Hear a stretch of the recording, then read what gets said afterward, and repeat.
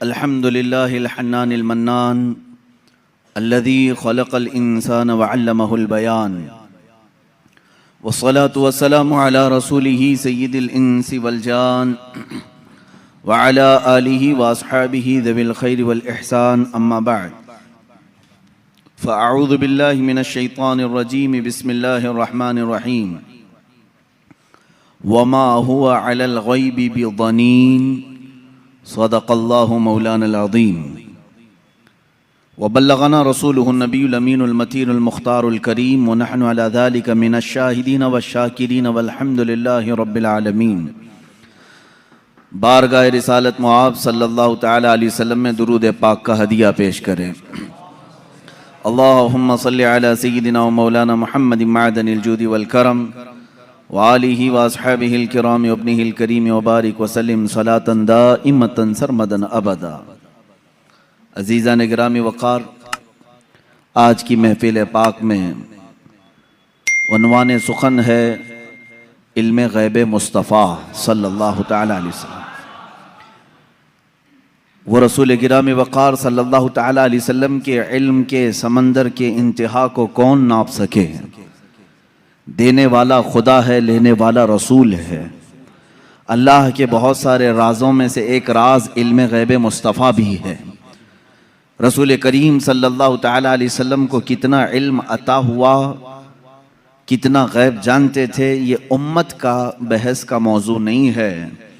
बस हमें इतना ही यकीन रख लेना चाहिए जो बरेली के इमाम ने हमें यूँ सिखाया है कि सरे अर्श पर है तेरी गुज़र, दिल फर्श पर है तेरी नज़र।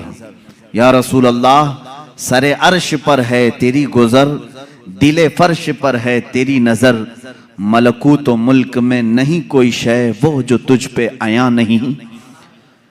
हुज़ूर अकरम सल्लल्लाहु तआला अलैहि वसल्लम के दरबार में आपकी निगाहे असर में कौन सी ऐसी चीज़ है जो मख्फी है, जो छुपी हुई है। और कोई गैब क्या तुमसे निहा हो भला। निहा कहते हैं छुपी हुई चीज़ को, पोशीदा।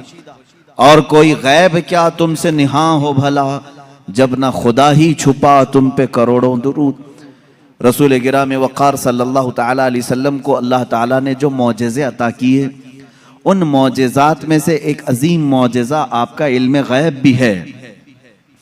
मुझे यहाँ पर इस मौजू पर गुफ्तगू इसलिए भी करनी है कि ज़माने के गुज़रते गुज़रते कुछ इस्लाम में ऐसे ख़यालात भी पनपने लगे जिन्होंने हुज़ूर पाक सल्लल्लाहु अलैहि वसल्लम के इल्म गैब का सिरे से इनकार कर दिया। और बाज़ जमातें तो वो हैं जो गैब को मानती हैं लेकिन वो नापती हैं, इतना था और इतना नहीं था। ये सब बिदआत हैं, ये सब नई ईजाद की हुई चीज़ें हैं। फ़िरक़े में नई तालीमात आई कि रसूल पाक सल्लल्लाहु तआला अलैहि वसल्लम को इतना गैब था, उतना गैब था। पहली बात तो ये है कि उनके इल्म को जज कौन करे जो उनसे बड़ा आलिम हो। क्या कोई उम्मती अपने रसूल के इल्म को नाप सकता है? अब यहाँ से मैं आपको कुरानी आयात और अहादीस की रोशनी में और अक़वाल सलफ़ सालिहीन की रोशनी में अर्ज़ करना चाहूँगा, उम्मत के साबिक़ा उलमा से लेकर सहाबा तक का अक़ीदा क्या रहा है हुज़ूर पाक सल्लल्लाहु अलैहि वसल्लम के इल्म गैब को लेकर। और आज अगर ये हमारे ज़माने में फितने का बाइस बन गया, आपस में झगड़े और निज़ा और जंगो जदाल का बाइस बन गया, तो ये समझने की ज़रूरत है कि ये मसला निकला कहाँ से है। जबकि सहाबा में इस बात पर किसी का इख्तिलाफ नहीं था कि हुज़ूर को इल्म गैब था कि नहीं था। इस पर कोई डिस्कशन आप हदीस की किताबों में नहीं दिखा सकते कि सहाबा आपस में झगड़ते थे कि हुज़ूर को इस बात का गैब था कि नहीं था, कभी नहीं। बल्कि सहाबा तो सहाबा हैं, उस ज़माने के जो मुशरिकीन थे, जो काफिर थे, उनका भी अकीदा था कि जो नबी होता है वो गैब की खबरें देता है। उनका भी अकीदा था। बात तो यही है, कई लोग आकर के हुजूर पाक सल्लल्लाहु तआला अलैहि वसल्लम से गैब की खबरें पूछते थे। अगर आप अल्लाह के नबी हैं तो फलां चीज़ बता दीजिए, अगर आप अल्लाह के नबी हैं तो फलां चीज़ बता दीजिए। तो उनका हुजूर के पास आकर के इस तरह सवाल करना ये इस बात की दलील है कि काफिरों का भी अकीदा था कि नबी गैब की खबरें जानता है। सहाबा की तो बात छोड़ें, सहाबा में तो कभी ये बात डिस्कशन में आई नहीं, लेकिन 14 सदियों के बाद उम्मत इस हाल से गुजर रही है कि इनमें भी कुछ बनाम उलमा ऐसे लोग आए जिन्होंने बाज़ाब्ता फ़िरक़ों की बुनियाद रखी और किताबों में लिख मारा रसूल पाक सल्लल्लाहु ताला अलैहि वसल्लम को पीठ पीछे की खबर नहीं थी या दीवार पीछे का इल्म नहीं था। ये वो बातें हैं जो 1400 साल के बाद बाज़ मौलवी कहलाने वाले हजरात ने लिख दिया या गढ़ लिया और उम्मत को इसी बात पर परेशान कर दिया, जमातें पैदा हो गई। लेकिन मेरे अजीजों, हम जो आज तक अकीदे पर हैं अल्हम्दुलिल्लाह ये वही है जो 14 सदियां पहले सहाबा का अकीदा था। वो अपने नबी कौनैन सल्लल्लाहु ताला अलैहि वसल्लम के मुतालिक क्या अकीदा रखते थे, कुरानी आयात भी इस बात की शाहिद हैं। चंद इनके जो एतराज़ात हैं, मैं आज पूरी इल्मी गुफ्तगू आपसे करूँगा, थोड़ा जहन को तैयार रखें, दलाइल को भी समझें, इसलिए कि सिर्फ सुनी सुनाई बात पर यकीन कर लेना ये सुन्नी की आदत नहीं होनी चाहिए। दलाइल की रोशनी में बात करें। कुरान पाक की जितनी आयात हैं मैं उनके ऊपर आता हूँ, अभी आता हूँ, लेकिन सहाबा का पहले अकीदा क्या है ये तो मैं बता दूं। हुजूर पाक सल्लल्लाहु ताला अलैहि वसल्लम के पास एक सहाबी हाजिर होते हैं और वो गरीब सहाबी थे। वो घर से ये सोच करके निकलते हैं उनकी वालिदैन का इंतकाल हो चुका था और गुर्बत बहुत ज़्यादा थी, तंगदस्ती थी। वो सहाबी कहते हैं मैं घर से ये निकला कि आज हुजूर पाक सल्लल्लाहु अलैहि वसल्लम से ये दोनों चीज़ों की दुआ करा लूँ, मेरे माँ बाप की मगफिरत की दुआ हो जाए, मेरे माल में बरकत की दुआ हो जाए। वो आए मस्जिद नबवी शरीफ में, लेकिन मामला ऐसा था कि असर के बाद बड़े बड़े सहाबा हुजूर पाक सल्लल्लाहु अलैहि वसल्लम को घेर कर बैठे हुए थे। इनको जाने का मौका ही नहीं मिला और ये कहते हैं मेरी हिम्मत नहीं हो सकी सबसे आगे बढ़ कर के मैं अपना मुद्दा रखूं। मगरिब की अजान हो गई, मगरिब पढ़ाई रसूल करीम सल्लल्लाहु अलैहि वसल्लम ने, फिर जलसा हुआ, लेकिन फिर सहाबा घेर लिए। ये कहते हैं मुझे बात करने का मौका ही नहीं मिला, दूर खड़ा रहा। इशा हो गई, अल्लाह के हबीब सल्लल्लाहु ताला अलैहि वसल्लम इशा के बाद अपने हुजरे की तरफ रवाना हो गए, अपने घर की तरफ रवाना हो गए। इस सहाबी कहते हैं आखिर तक मुझे बोलने का मौका नहीं मिला, सोचा कि दरवाज़ा खुलने से पहले एक बार मौका मिल जाए मैं बात कर लूं। ये सोचते हुए पीछे हाथ बांधे चले जा रहे थे। अल्लाह के नबी सल्लल्लाहु ताला अलैहि वसल्लम आगे आगे चल रहे हैं। दरवाजे के करीब पहुंचे, रसूल करीम सल्लल्लाहु ताला अलैहि वसल्लम पलट करके देखते हैं और उस सहाबी से कहते हैं जा अल्लाह तेरे वालिदैन की मगफिरत फरमा है, अल्लाह तेरी गरीबी और तंगदस्ती को दूर फरमा है। मिली वो मुराद भी जो कह न सका लब से, मेरे सुकूत पर भी मेरे शाह की नजर गई। अजीज़ा ने गिरामी, ये सहाबा का अकीदा था। वो कहते हैं कि मुझे बोलने की अभी नौबत भी ना आई, अल्लाह के हबीब सल्लल्लाहु ताला अलैहि वसल्लम ने उसी बात की दुआ मेरे लिए फरमाई जिस बात का मैं घर से सोच करके निकला था। तो ये सहाबा का ईमान भी था, यकीन था कि अल्लाह के नबी सल्लल्लाहु ताला अलैहि वसल्लम गैब की खबरें जानते हैं। अब और दूसरे सहाबा की बात मैं बताऊं। जंग तबूक के मौके पर, जंग तबूक बड़ी सख्त जंग हुई है और मदीने से तकरीबन 800-900 किलोमीटर दूर का फासला है तबूक। अल्लाह के हबीब सल्लल्लाहु ताला अलैहि वसल्लम ने मदीने के सारे जितने भी जवान थे सबसे कहा था कि इस जंग में शरीक हो जाएं। सब निकले, 3 सहाबा पीछे रह गए। उसमें हजरत काब बिन मालिक रज़ियल्लाहु ताला अन्हु जो हदीस के रावी हैं, फरमाते हैं मुझे कुछ हुआ तो नहीं था, अभी जाऊंगा तभी जाऊंगा, जैसे लोग जमात में शरीक होने के लिए काहिली कर जाते हैं आज के ज़माने। मैं सहाबा को तमसील या तशबीह नहीं दे रहा, लेकिन वो सहाबी कहते हैं मेरे साथ ऐसा मामला हुआ कि कोई उज़्र नहीं था, लेकिन मैं सोचा कि अभी सुबह जाकर के जमात में मिल जाऊंगा। सुबह हुई, सहाबा की सफ़ें लगी, निकलने का वक्त आ गया। इन्होंने ये सोचा थोड़ा घर में आराम कर लेता हूँ, दोपहर तक मदीने के बाहर ही रहेंगे, जल्दी से जाकर के मिल लूंगा। वो जमात मदीने से बाहर भी चली गई। सोचते सोचते शाम हो गई और ये नहीं गए। इस तरह 3 सहाबा मदीने में रह गए और जंग तबूक में मेरे आका सल्लल्लाहु ताला अलैहि वसल्लम बनफ्से नफीस तशरीफ़ ले गए। जब जंग का ख़त्म हुई, वहाँ से वापसी हुई, आने के फ़ौरन बाद अल्लाह के हबीब सल्लल्लाहु ताला अलैहि वसल्लम ने इन 3 को तलब किया। अब इनकी बातें सुने। हज़रत काब बिन मालिक हैं इसमें। ये कहते हैं अल्लाह के रसूल सल्लल्लाहु ताला अलैहि वसल्लम ने हमें बुलवाया और हुजूर की आदत करीमा थी, सबसे पहले पूछते थे कोई उज़्र था तुम्हारे पास, ना आने की कोई वजह थी। अब इस सहाबी की बात सुने। कहते मैं चाहता तो कुछ ना कुछ बात गढ़ लेता कि घर का काम काज आ गया था, बच्चे बीमार थे, जायदाद का मसला था, कुछ तो कह देता। हज़रत कैब कहते हैं, ये अल्फाज हैं उनके, मैं कुछ बहाना कर ले जाता, लेकिन उसके पास क्या बहाना करूं जो दिलों की हालात भी जानता है, जो दिलों की भी खबर रखता है। वो कहते हैं सहाबी रसूल कि मैं कह दिया कि अल्लाह के नबी आप बेहतर जानते हैं, उज़्र तो कुछ नहीं था, सुस्ती और काहिली ने मुझे दूर रखा। तीनों का यही मामला था। बहरहाल ये मामला अलग है, किसी दूसरे वक्त अर्ज करूं, ये लंबी हदीस है। हुजूर पाक सल्लल्लाहु ताला अलैहि वसल्लम ने उन तीनों सहाबा का बायकाट किया 40 दिन तक। फिर कुरान की आयत नाजिल हुई, उनकी तौबा कबूल हुई, फिर उनको माफ किया गया। लेकिन मुझे इससे बयान यही करना था, सहाबा का अकीदा ये है, वो ये कहते हैं हम चाहते तो बहाना कर लेते, लेकिन उनके पास क्या बहाना करें जो दिलों की भी जानते हैं। इसका मतलब ये है कि ये सहाबा उसका उस तरह का अकीदा नहीं रखते थे जो आज के मुल्ला कहते हैं कि पीठ पीछे की खबर नहीं थी, दीवार के पीछे की खबर नहीं थी। वो सहाबी कहते मेरे दिल के हालात वो जानते थे, इसलिए मैं बहाना नहीं कर सका। अजीज़ा ने गिराम वक़ार, एक दो नहीं कई बातें इस बात की शाहिद हैं और दलील हैं। अल्लाह के हबीब सल्लल्लाहु ताला अलैहि वसल्लम ने गैब की खबरें दी हैं।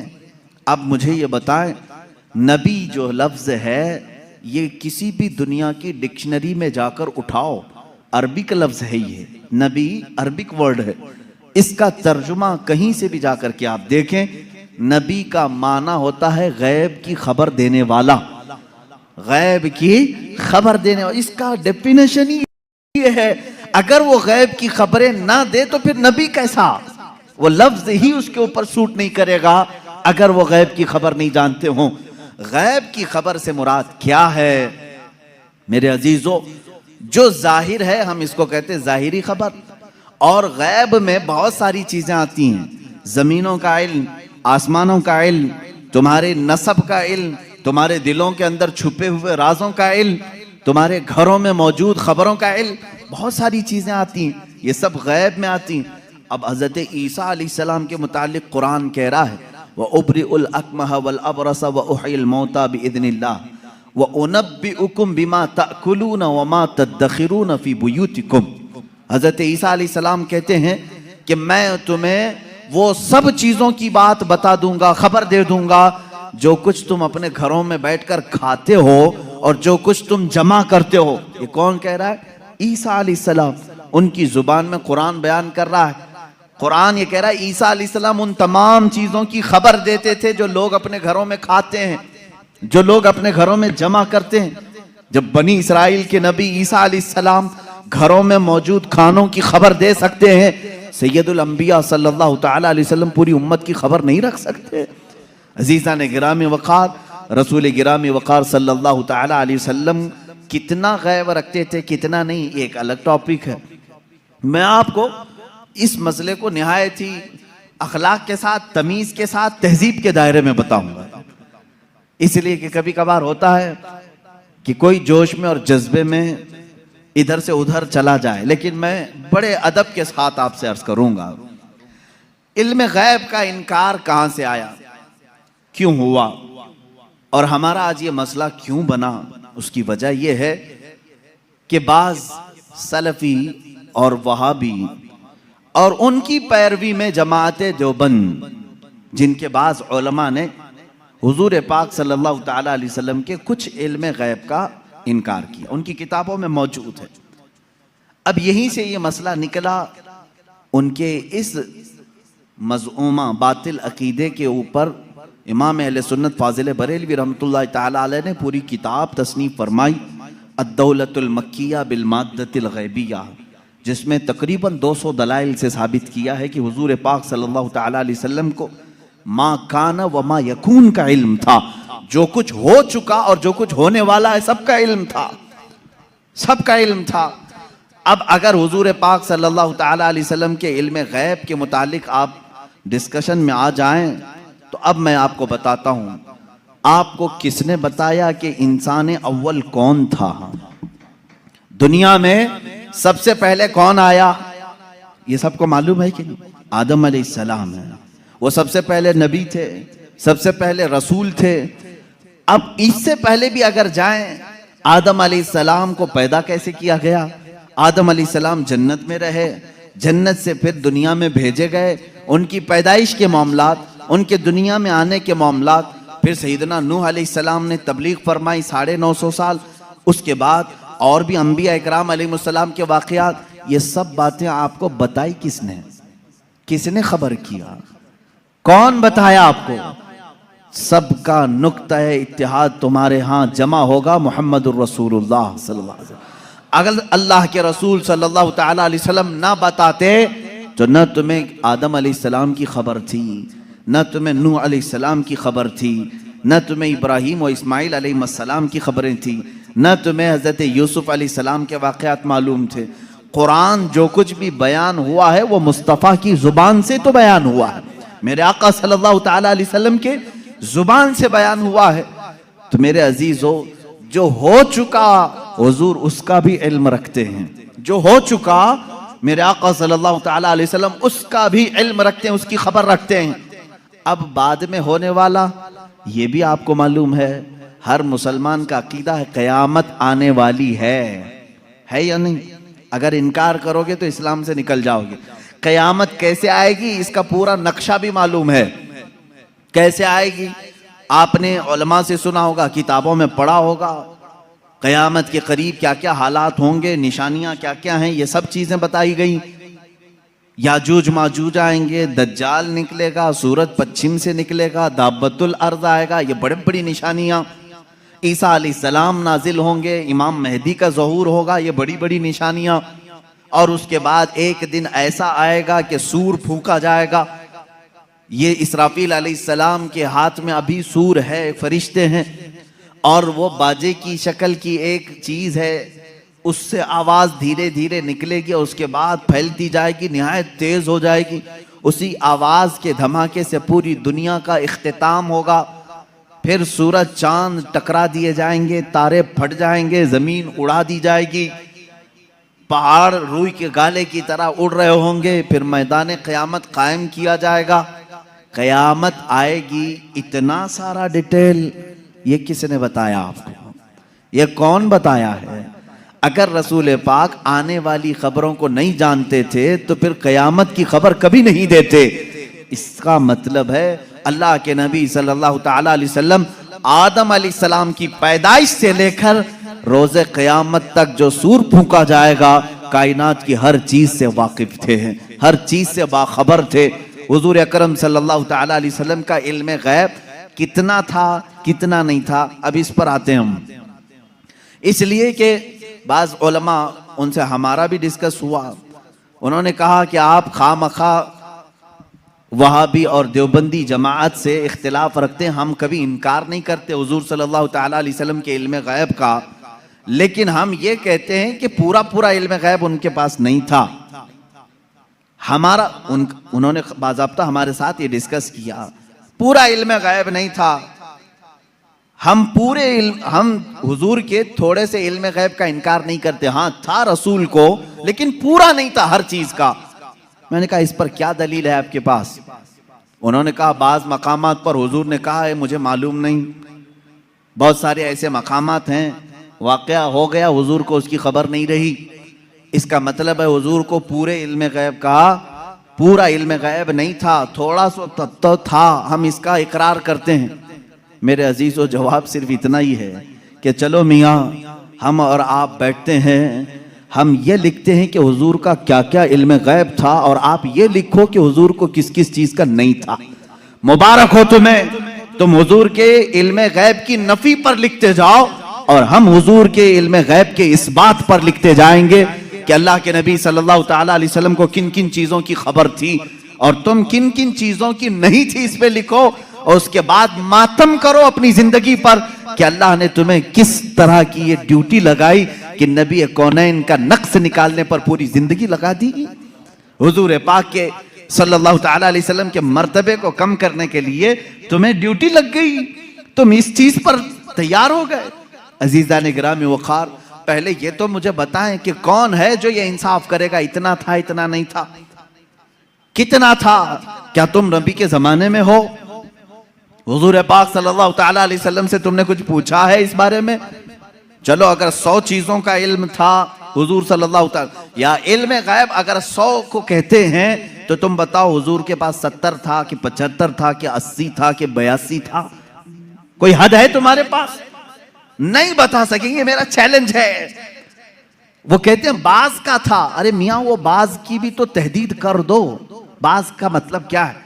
नहीं, बाज का इल्म गैब था। आज भी वो कहते हैं हुजूर को बाज चीजों का इल्म गैब था। मैं यही कहता हूं वो बाज कितना था ये आप मुतय्यन करके बता दो। चलो 30% था, 40% था, परसेंटेज नहीं बयान कर सकेंगे। जहां उन्होंने उंगली रख दी कि इतना था, तो फिर वो इस्लाम में ज्यादती करने वाले बन जाएंगे और खारिज इस्लाम हो जाएंगे। हुजूर के इल्म को उन्होंने अगर घेर दिया इतना था, अब हमसे वो पूछते हैं चलो ठीक है हम नहीं बताते कितना परसेंट था, आप ही बताओ कितना था। हम कहते हैं अल्लाह के बाद अगर कोई इल्म है तो रसूल पाक के बाद, तो अल्लाह का नापो, उसके बाद पता चल जाएगा। अल्लाह रब्बुल इज्जत का जो इल्म है उसके बाद अल्लाह ने अगर किसी को इल्म अता किया है तो अपने रसूल को अता किया। यह हमारा अकीदा है।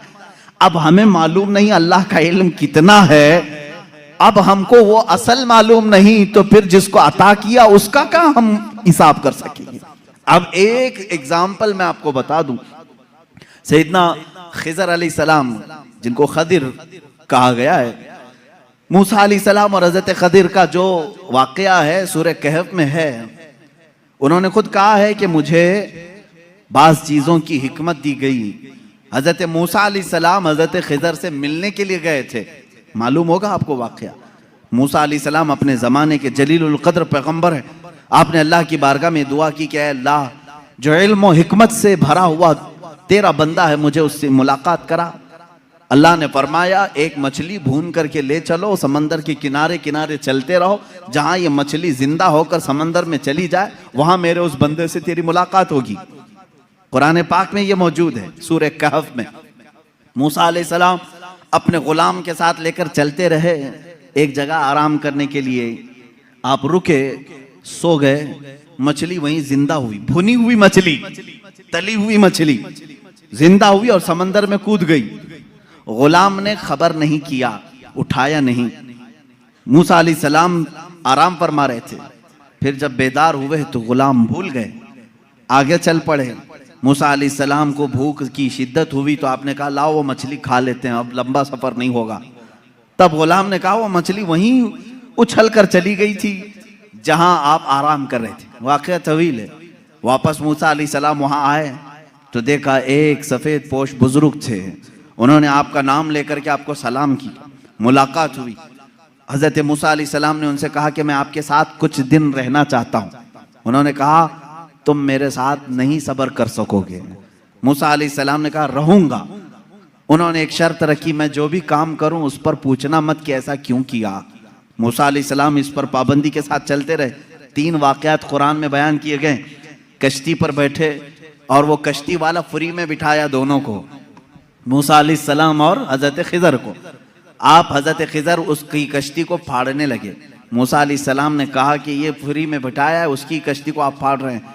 उन्होंने जलाल का इजहार किया, कहा मैंने कहा था आप मेरे किसी काम पर ना सवाल करें। आपने कहा आइंदा नहीं किया जाएगा। कश्ती से उतरे, एक मकाम पर गए, एक गांव में कुछ बच्चे खेल रहे थे, उसमें खूबसूरत बच्चा था, उसको पकड़ करके उन्होंने मार दिया हजरत खिजर ने। मूसा अलैहिस्सलाम ने फिर पूछा कि आपको यही बच्चा मिला था, इसको आपने मार दिया? उन्होंने फिर कहा। आपने फिर पूछा उन्होंने कहा, मूसा अलैहिस्सलाम ने आखिरी एक मौका और, एक गांव पहुंचे, गांव वालों से कहा हमको मेहमान बना लो। गांव वालों ने इनकार कर दिया, हम दोनों को मेहमान नहीं रखेंगे और ना खाना खिलाएंगे। वो वहां से निकले, उस गांव की एक दीवार गिर रही थी। मूसा अलैहिस्सलाम से हजरत खिज़र ने कहा चलो दोनों मिलकर के दीवार को सीधी करते हैं। मूसा अलैहिस्सलाम ने कहा एक तो गांव वालों ने खाना भी नहीं खिलाया, मेहमान भी नहीं बनाया, इनकी दीवार को हम क्यों सही करें, और आपने ऐसा क्यों किया। हजरत खिज़र ने कहा अब यहाँ से तुम्हारा और हमारे जुदाई का रास्ता, हादा फिराक़ु बैनी व बैनक सउनब्बिउक बितअवील मा लम तस्तति अलैहि सबरा। कुरान कहता है अब खिज़र अलैहिस्सलाम ने कहा जिस पर आपको सबर नहीं हुआ उनमें से हर एक की मैं हिकमत बताता हूँ, इसके पीछे छुपा हुआ गैब का इल्म क्या था। ये कौन कह रहा है? सैयदना खिज़र अलैहिस्सलाम। इसके पीछे छुपे हुए राज क्या थे? वो कश्ती जिसमें हम बैठे थे, मैंने इसलिए फाड़ा कि किनारे एक बादशाह जालिम जो अच्छी कश्तियों को देख करके गसब कर लेता था, लूट लेता था, मैंने उस पर एहसान करके थोड़ा सा ऐब लगा दिया ताकि इस मजदूर की कश्ती को बादशाह हड़प ना ले, गसब ना कर ले। ये इसके अंदर छुपा हुआ गैब था, गैब का इल्म था। मूसा अलैहिस्सलाम को दूसरे वाक़ये की खबर उन्होंने दी।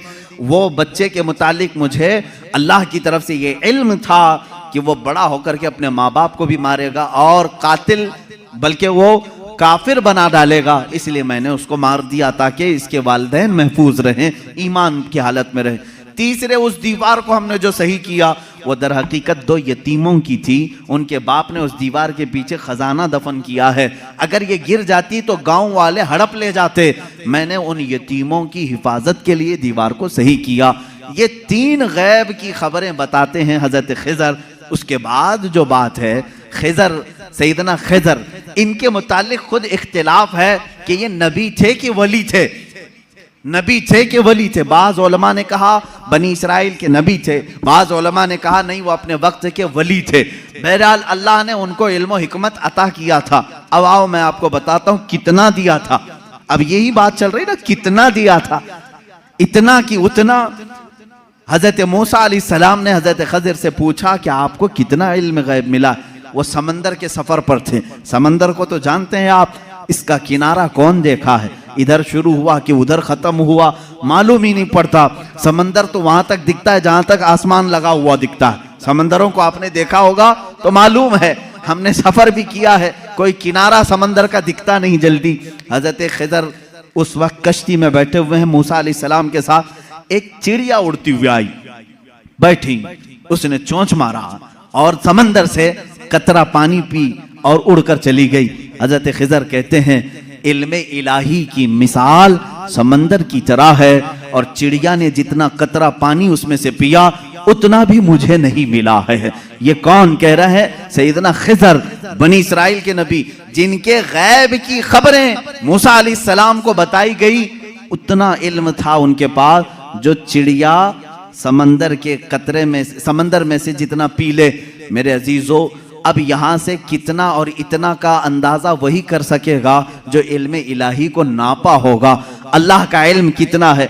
अब यहाँ रसूल करीम सल्लल्लाहु ताला अलैहि वसल्लम के दरबार में आते हैं। अगर आप सवाल करते हैं कितना था कितना नहीं था, तो ये मसला हम डायरेक्ट अल्लाह से क्यों ना पूछ लें? ऐ मौला, अता करने वाला तू है, लेने वाला तेरा रसूल है, तू ही बता दे कितना इल्म था। कुरान के पाक की आयत आप चौथे पारे में पढ़ें, पांचवें पारे में पढ़ें। अल्लाह रब्बुल इज्जत फरमाता है वअल्लमका मा लम तकुन तअलम व कान फज़लुल्लाहि अलैका अज़ीमा। ऐ रसूल, हमने आपको इल्म गैब कितना दिया, कितना दिया? फरमाता है मेरा मौला, ऐ रसूल, हर उस चीज का इल्म दिया जो आप पहले नहीं जानते थे। अब क्या क्या नहीं जानते थे तुम तय करो, फिर मैं बताता हूं। हर उस चीज का इल्म अल्लाह ने उन्हें दिया है। तुम अगर कहते हो रसूल ये नहीं जानते थे, तो मौला तो कह रहा है जो रसूल नहीं जानते थे मैंने दे दिया है। तुम अगर कहोगे हुजूर बचपन की खबरें नहीं जानते थे, मैं कहूंगा अल्लाह वो भी दिया है। तुम अगर कहते हो पहले की खबर नहीं जानते थे, मैं कहूंगा अल्लाह कह रहा है वो नहीं जानते थे, वो भी दिया है। तुम कहते हो क़यामत के बारे में रसूल नहीं जानते थे, अच्छा है, तुम जितने नहीं जानते थे वाले वर्ड्स लाओगे, कुरान की आयत के नीचे अल्लाह ने वही फरमाया वअल्लमका मा लम तकुन तअलम। ऐ रसूल, जो जो नहीं जानते थे सब मैंने दे दिया है, जो जो नहीं जानते थे। तुम जो भी कहोगे ये नहीं जानते थे, साफ कहो हाँ ठीक है नहीं जानते थे, लेकिन अल्लाह कह रहा है रसूल जो नहीं जानते थे वो दे दिया है। अब तेरा लफड़ा किस बात पर है, तेरा झगड़ा किस बात पर है? अल्लाह खुद कह रहा है जो नहीं जानते थे वो मैंने दे दिया। अब इस आयत ने पूरा फैसला कर दिया है। अब यहां पर आए, डिस्कस होता है तो बाज लोग ये कहते हैं कुरान की आयत है, कुरान कह रहा है वइंदहु मफातिहुल गैब ला यअलमुहा इल्ला हु, अल्लाह के पास गैब के खजानों की चाबियां हैं, कोई दूसरा नहीं जानता। एक आयत है। दूसरी आयत जो ये पढ़ करके हमें सुनाते भी हैं और सल्फी और कहते हैं तुम रसूल को इल्म गैब कहते हो, कुरान कह रहा है कुल ला अक़ूलु लकुम इंदी खज़ाइनुल्लाहि वला अअलमुल गैब, ऐ रसूल आप फरमा दे मेरे पास अल्लाह के खजाने नहीं और मैं गैब नहीं जानता। ये आयत में साफ है और मैं चुरा करके नहीं जाऊंगा, साफ पढ़ करके जाता हूं। जो इनके एतराजात हैं कहते हैं कि रसूल को अल्लाह ने खुद कह दिया ऐ रसूल आप कह दे मैं गैब नहीं जानता।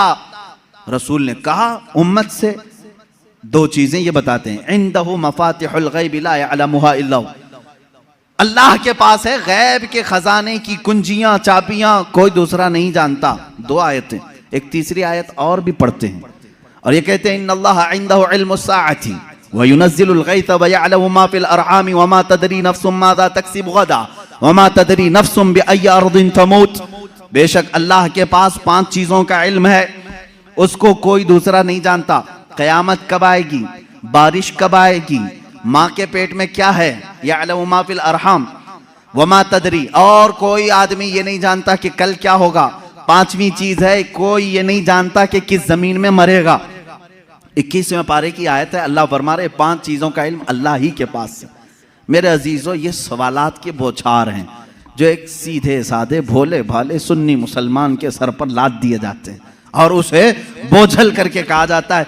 कुरान जब ये कह रहा है रसूल को कि आप कह दें कि मैं गैब नहीं जानता, और अल्लाह कह रहा है कि गैब के खजाने की चाबियां उसी के पास है किसी के पास नहीं, तो जवाब देना मुश्किल होता है। बाज बंदों को कहते हाँ सही बात है, हमारे मौलवी हजरात ने कुछ और बताया था, यहाँ बातें। मैं आज आपको खुल करके इन तमाम चीज़ों की वजाहत करूँगा। एक बात मैं तकरीबन यहाँ पर 100 किताबों से साबित कर सकता हूँ। मुसन्निफीन, शारहीन हदीस, सीरत निगार, मुहद्दिसीन, मुफस्सिरीन कुरान, इनकी पूरी जमातों के तकरीबन 100 अइम्मा इकराम की किताबों से हम साबित कर सकते हैं। इन सारी आयतों में अल्लाह ने जो फरमाया है कि किसी के पास नहीं, इसका मतलब क्या है? गैब के खजानों की चाबियां किसी के पास नहीं। मेरे अजीज उससे कहो हम भी यही मानते, अल्लाह के सिवा किसी के पास नहीं। पहली आयत पर मैं बात कर रहा हूं, हमारा भी अकीदा यह है गैब के खजानों की चाबियां सिर्फ अल्लाह के पास। लेकिन उसी आयत में ये कहीं दिखा दो कि उस खुदा ने यह भी कहा हो कि मैं किसी को देता भी नहीं। इस आयत में मुझे ये दिखा दो। ये तो मैं भी मानता हूं कि अल्लाह ने फरमाया गैब के खजानों की चाबियां सिर्फ उसी के पास हैं, मालिक वही है। लेकिन क्या उसने इस आयत में यह भी कहा कि मैं ये किसी को देता ही नहीं? ये मुझे बता दो। कहीं कहा अल्लाह ने मैं किसी को देता ही नहीं? लेकिन मैं तुम्हें बताता हूं अल्लाह दूसरी जगह फरमा रहा है वमा कान अल्लाहु लियुत्लिअकुम अलल गैब वलाकिन्नल्लाह यज्तबी मिन रुसुलिही मन यशा। अल्लाह रब्बुल इज्जत के पास इल्म गैब के खजाने हैं, कोई दूसरा इसका मालिक नहीं। हाँ अल्लाह फरमाता है वलाकिन्नल्लाह, लेकिन अल्लाह अपने बंदों में से जिसे चाहता है गैब के खजाने देता है। एक तरफ तो रब ताला फरमा रहे हैं, अब समझ में आई बात। दूसरी आयत ये नहीं पढ़ते, ये चुरा के जाते हैं। मैंने ये जो एतराज करते हैं वो भी आयत पढ़ी और जवाब में जो आयत पढ़नी चाहिए थी वो भी मैंने पढ़ी। अल्लाह ने फरमाया बिल्कुल सच है, हमारा अकीदा भी यही है, गैब के खजानों की चाबियों का मालिक सिर्फ अल्लाह है। लेकिन उसने कहीं कुरान में ये नहीं कहा कि मैं ये चाबियां किसी को नहीं देता, कहीं कहा अल्लाह ताला ने, बल्कि रसूल से पूछते हैं। मेरे आका सल्लल्लाहु ताला अलैहि वसल्लम खुद फरमाते हैं, हदीस पाक है, सही हदीस है, उअतीतु मफातीह खज़ाइनिल अर्द। मेराज की रात आपको अल्लाह ने क्या क्या दिया? हुजूर फरमाते मुझे जमीन के सारे खजानों की चाबियां अल्लाह ने दी। रब है मोती ये है कासिम, रिस्क उसका है खिलाते ये हैं। टेंशन तीसरे को क्यों है? तकलीफ तीसरे को क्यों है? अल्लाह फरमा रहा है देना चाहे वो अपने बंदों में से जिसको चाहे दे दे। एक आयत ये है। अब दूसरी बात, आप ए रसूल फरमा दें कि मैं गैब नहीं जानता। एक आयत ये भी पढ़ करके बता, देखो 7वें पारे में है, अल्लाह ने फरमाया ए रसूल आप कह दें मैं गैब नहीं जानता। इसका मतलब क्या है? जब रसूल खुद फरमा रहे हैं मैं गैब नहीं जानता। अजीज़ान गिरामी वक़ार, हर आयत का पस मंज़र देखना होगा कि आयत क्यों नाजिल हुई, किस मकाम पर नाजिल हुई। अजीज़ान गिरामी वक़ार, रसूल करीम सल्लल्लाहु ताला अलैहि वसल्लम के लिए कोई ये अकीदा न गढ़ ले कि जैसे खुदा का इल्म है वैसे रसूल का भी इल्म है, ये शिर्क हो जाएगा। किसी सुन्नी का ये अकीदा है? क्या आप रसूल को खुदा के बराबर समझते हैं? रसूल का इल्म खुदा के इल्म के बराबर है? नहीं। अल्लाह का इल्म उसका अपना जाती इल्म है और रसूल का जो इल्म है वो अता किया हुआ है। खुदा को किसी ने अता किया, लेकिन रसूल को अल्लाह ने अता किया है। अब यहां पर अल्लाह ने जो रसूल से फरमाया ए रसूल आप कह दे मैं गैब नहीं जानता, इसका मतलब वैसा गैब जो अल्लाह का है वो मैं नहीं जानता, हाँ वो सब जानता हूं जो अल्लाह ने मुझे दिया है। बात समझ में आ गई? ये दूसरी आयत हो गई। तीसरी आयत, जो 5 चीजों का इल्म अल्लाह के पास है, वो कौन कौन सी 5 चीजें मैंने बता दिया। कयामत कब आएगी, माँ के पेट में क्या है, बारिश कब आएगी, कौन कहाँ मरेगा और कल क्या होने वाला है। ये 5 चीजें 21वें पारे में अल्लाह ने फरमाया। ये बहुत सारे लोग एतराज के तौर पर इसी आयत को पेश करते हैं, कहते हैं देखो रसूल को अल्लाह ने इन चीजों से भी दूर रखा था, ये 5 चीजों की खबरें नहीं। जबकि आप हदीसें पढ़ें तो ये 5 चीजों की खबरें हुजूर ने दी हैं। कुरान कह रहा है इसका इल्म किसी के पास नहीं, और रसूल यहां खबरें दे रहे हैं। एक टुकड़ा उसमें से मैं बता दूं, एक टुकड़ा अल्लाह के नबी सल्लल्लाहु ताला अलैहि वसल्लम की हदीस की तरफ मैं ले जाऊंगा। कुरान की आयत का एक टुकड़ा, कौन कहां मरेगा ये नहीं जानता कोई। वमा तदरी नफ्सुम बिअय्यि अर्दिन तमूत। लेकिन जंगे बद्र का मौका है, दूसरे दिन जंग होने वाली है। रात के वक्त मेरे आका सल्लल्लाहु अलैहि वसल्लम अपने हाथ में छड़ी लेकर के चल रहे हैं। मुस्लिम शरीफ की हदीस है, सही मुस्लिम शरीफ की हदीस। हुजूर सल्लल्लाहु ताला अलैहि वसल्लम अपने हाथ में लकड़ी लेकर मैदान में आए। अपने सहाबा को हौसला दिलाना था कि तुम घबराओ मत, कल क्या होने वाला है मैं बताता हूं। कुरान कह रहा है कल क्या होने वाला है वो किसी को नहीं मालूम, और रसूल कह क्या टकराव है क्या रसूल में और कुरान में? मैं उसको बताऊंगा मेरे अजीजों जवाब के जरिए से। कोई टकराव नहीं, टकराव तो इनके पेट में। यहां हुजूर पाक सल्लल्लाहु ताला अलैहि वसल्लम ने अपनी लकड़ी उठाई और साहबा से कहा इधर हटो, एक गोल लकीर खींची और फरमाया देखना कल जंग खत्म होने के बाद अबू जहल यहां मरेगा, अबू जहल गिर करके यहीं मरा होगा। दूसरा दायरा खींचा और एक काफिर का नाम लिया, कहा यहां उतबा मरेगा, यहां शैबा मरेगा। कुरान कह रहा है कौन कहां मरेगा ये किसी को नहीं मालूम, और रसूल लकीर खींच करके बता रहे हैं अबू जहल यहां मरेगा। अब जिस सहाबी ने ये हदीस रिवायत की है, आप हदीस के आगे के अल्फाज पढ़ें, इनकार की गुंजाइश उनके पास भी नहीं, इसलिए कि मुस्लिम शरीफ की हदीस है, मुस्लिम शरीफ की हदीस है जो बुखारी का दर्जा भी रखती है बाज मकामात पर। मेरे अजीजों साहबी कहते हैं जंग हुई, खत्म हुई, दूसरे दिन हम फतह का जश्न मना रहे थे, लेकिन मैदान में जब काफिरों की लाशें घसीटने के लिए आए तो हमने देखा रसूल पाक सल्लल्लाहु अलैहि वसल्लम ने जो दायरा खींचा था जिसके नाम का, वो एक बाल बराबर भी बाहर नहीं गिरा था, वही गिर। अबू जहल के लिए जो पिंजरा बनाया गया था उसी में मरा है। उतबा और शैबा के लिए जो डेडलाइन खींची गई थी वही उनका डेड हुआ है, आखिरी वही खत्म हुए हैं। मेरे अजीजों कुरान कह रहा है कल क्या होने वाला है ये किसी को नहीं मालूम, रसूल ने एक दिन पहले जंग कल कैसे होने वाली वो बता दिया। दूसरी चीज कुरान कह रहा है कौन कहां मरेगा ये नहीं मालूम, रसूल तो जमीन खींच करके बता रहे हैं। 2 चीजें तो यहां हो गई, मां के पेट में क्या है ये भी कोई नहीं जानता। तुम रसूल की बात आते हो तो यहां कहते हो देखो रसूल, कुरान कह रहा है मां के पेट में क्या है वो नहीं जानता। तुम तो डॉक्टरों के बारे में भी इतना इल्म रखते हो कि सोनोग्राफी से बता देते हैं लड़का है कि लड़की है। आज के जदीद इल्म में इसका तो इनकार नहीं है। अब ये कुरान की आयत जिस चीज को मना कर रही है कोई नहीं जानता, इसका मतलब क्या है, इसका मतलब क्या है? अब बारिश का मसला है, बारिश कब होगी ये किसी को नहीं मालूम, बारिश कब होगी ये किसी को नहीं मालूम।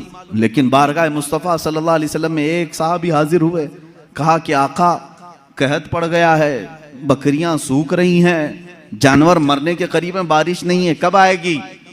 ये किससे पूछने आए साहबी? रसूल पाक से। जबकि कुरान कह रहा बारिश कब आएगी ये किसी को नहीं मालूम। मालूम होना ना होना अलग बात है। रसूल पाक ने कहा अभी नाजिल कर दे। हुजूर पाक सल्लल्लाहु ताला अलैहि वसल्लम को अल्लाह ने इतना इख्तियार अता किया कि आपने हाथ उठाया और कहा ए मौला हमारे कहत साली को दूर कर दे, बारिश बरसा। वो साहबी कहते हैं हमारे हाथ नीचे भी नहीं हुए थे कि बारिश शुरू हो गई, और इतनी हुई 8 दिन तक होती रही। दोबारा वो आए, वही साहबी, उन्होंने कहा आका अब पानी भर गया है और घरों में आ रहा है, आप इतना कह दें कि अब बारिश मदीने में नहीं दूर बरसे। हुजूर ने फिर हाथ उठाया और कहा अल्लाहुम्मा हवालैना ला अलैना, ऐ अल्लाह हमारे इर्द गिर्द बरसा, अब हमारे लिए काफी है। वो साहबी कहते हैं मदीने के ऊपर से बादल छट गया, यहाँ सूखा रहा, आसपास बारिश बरसती रही। तुम तो इनकार कर रहे हो कि रसूल को कब बारिश आएगी ये नहीं मालूम। हदीस तो बता रही है रसूल जब चाहे आ जाए, जब चाहे आ जाए। अब आयत का क्या मतलब है? आयत में जो इनकार है और हदीस में भी है, हुजूर ने फरमाया 5 चीजों का इल्म किसी को नहीं। यहाँ यही जवाब मैं दूंगा, ऐ मेरे अजीज, अल्लाह ने ये सच फरमाया कि ये 5 चीजों का इल्म अल्लाह ही के पास है, लेकिन पूरी आयत में अल्लाह ने ये कहीं नहीं फरमाया ये मैं किसी को दूंगा भी नहीं। अल्लाह ने फरमाया ये 5 चीजों का इल्म मैं किसी को देता भी नहीं, बल्कि अल्लाह जिसे चाहे इन 5 चीजों से खबरदार करे। जब आम बंदों को अल्लाह इन 5 चीजों से खबर कर सकता है तो अपने गैब बताने वाले रसूल को क्या ये 5 चीजों का इल्म नहीं दिया जाएगा? बेशक मेरे आका सल्लल्लाहु ताला अलैहि वसल्लम को खबरें थी। अब आओ अहादीस की रोशनी में कौन कौन सी चीजें सहाबा ने महसूस की हैं। जंगे बद्र के कैदी जो थे, वो जो कैद हुए थे 70 लोग थे, उनके बारे में मशवरा हो रहा था। बहुत सारी चीजें हैं गैब की खबरों में, मशवरा हो रहा था कि क्या किया जाए। बाज ने कहा इनको मार डालें, जला दें, बहुत इन्होंने सताया है मुसलमानों को। लेकिन हज़रत अबू बकर सिद्दीक़ रज़ियल्लाहु ताला अन्हु के मशवरे पर अमल हुआ। उन्होंने कहा इनसे फिदिया लेकर के छोड़ दिया जाए। हुजूर पाक सल्लल्लाहु ताला अलैहि वसल्लम हर एक कैदी को बारी बारी बुला रहे थे कि तुम्हारे पास जो है वो ले आओ, माल दो और आज़ाद हो जाओ, क्योंकि उन्होंने तलवार उठाई थी। तलवार उठाने का ये जुर्म है, अब आज़ाद हो। दूसरी कौमें तो छोड़ती नहीं, तलवार उठाने वाले को मार दिया जाता है या जेल में डाला जाता है। ये मेरे आका का रहम था कि फिदिया दे करके उन्हें छोड़ा जा रहा था, इसलिए कि ये बाद में फिर दायरे इस्लाम में आएंगे, छोड़ा जा रहा था। उन्हीं कैदियों में हुजूर के चचा अब्बास भी थे। वो ईमान लाए हुए नहीं थे, काफिरों की तरफ से लड़ने के लिए आए थे। अब्बास वो भी कैदियों में थे, चचा हैं। हुजूर सल्लल्लाहु ताला अलैहि वसल्लम के पास पहुंचे, कहा ऐ चचा आप तो उनके दुश्मनों के साथ आए थे, फिदिया दो और आज़ाद हो जाओ। कहा मेरे पास कुछ भी नहीं है, मेरे पास कुछ भी नहीं है, माल कुछ भी नहीं है।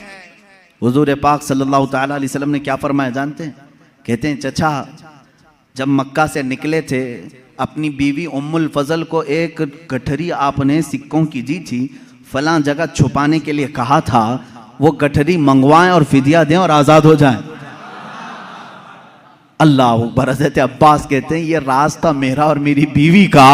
ये मोहम्मद अरबी सल्लल्लाहु अलैहि वसल्लम जंग के मैदान में बता रहे हैं, चचा आप घर से निकलते वक्त जो पैसों की थैली अपनी बीवी को सुपुर्द करके आए थे और कहा था फलां जगह छुपा के रखना, किसी को बताना मत, हुजूर ये तक बता रहे हैं। हज़रत अब्बास ने कहा मैं फिदिया तो लाऊंगा लेकिन पहले कलमे तैयबा भी पढ़ लूंगा।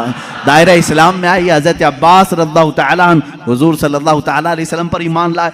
मेरे अजीजों उनका तो ये अकीदा था कि रसूल हमारे घरों में छुपी हुई चीजों को भी जानते।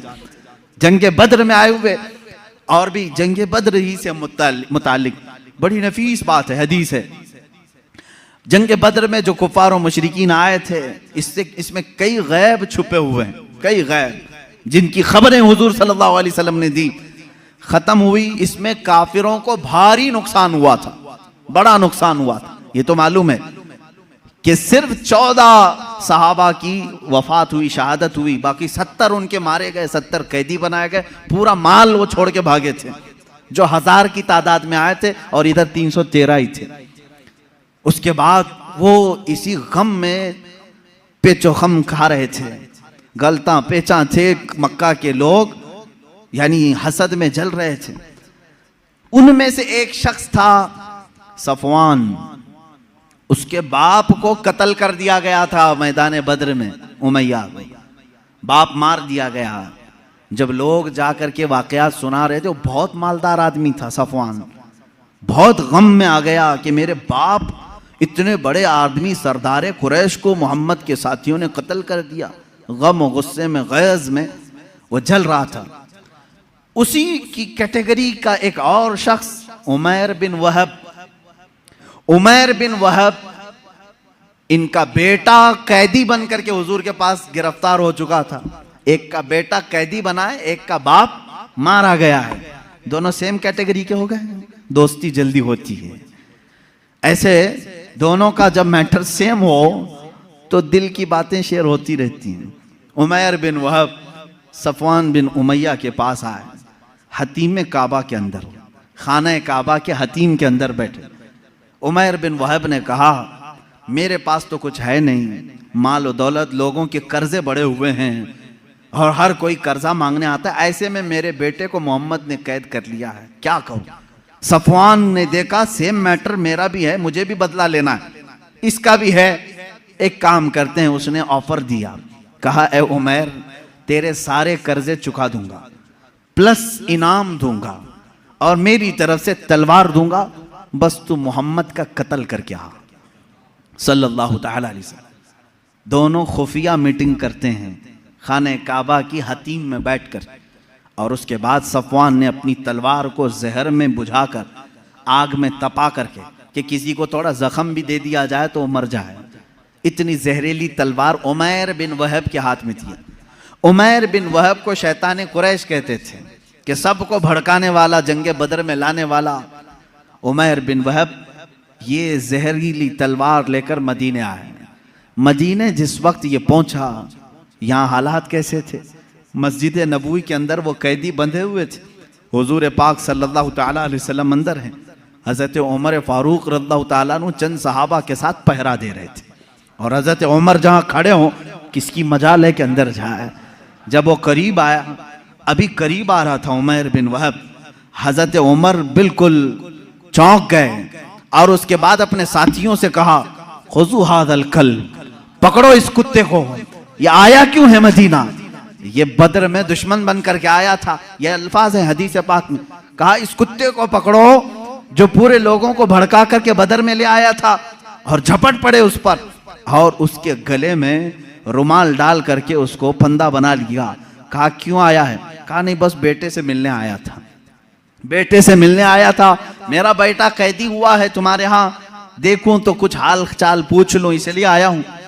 तो हज़रत उमर ने कहा इसको पकड़े रहो, पहले मैं इजाजत तो ले लूं रसूल पाक से।